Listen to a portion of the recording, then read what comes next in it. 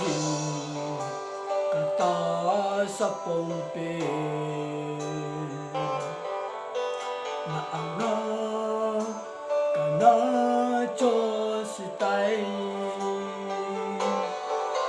na ko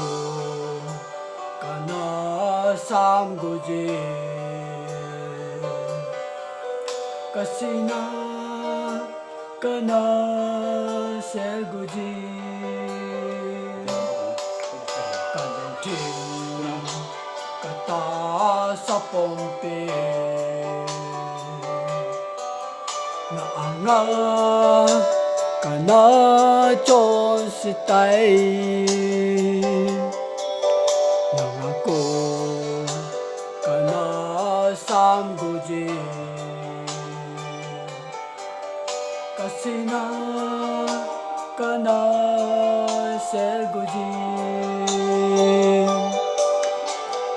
Ngai damo paka pungka hung na lai ka cho si na ho ka maya alam jinge thikana ki chan na ho he mo ki chan na hingala ki sa na zong hilana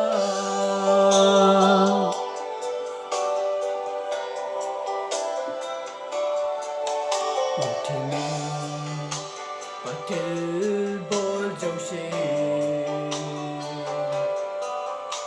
hinte thei zole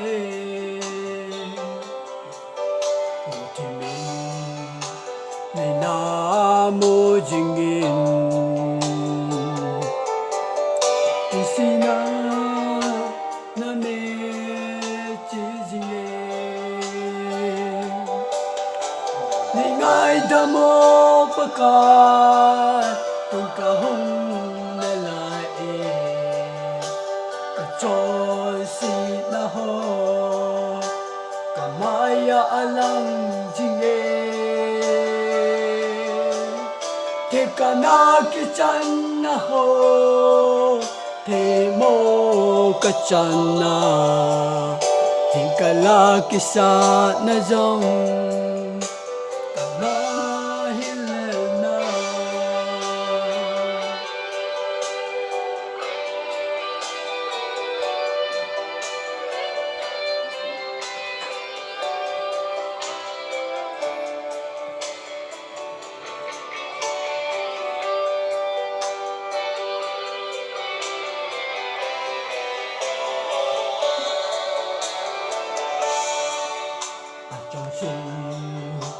Kisi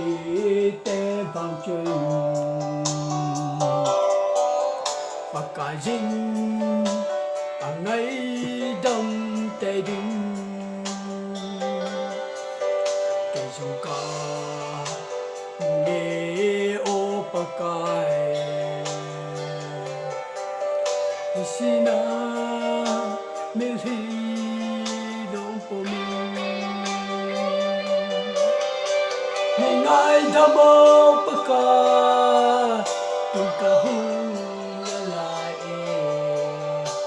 ka cho si na ho ka maya alam jinge Thikana ki chan na ho he mo ka chan na Hinkala ki sa na zong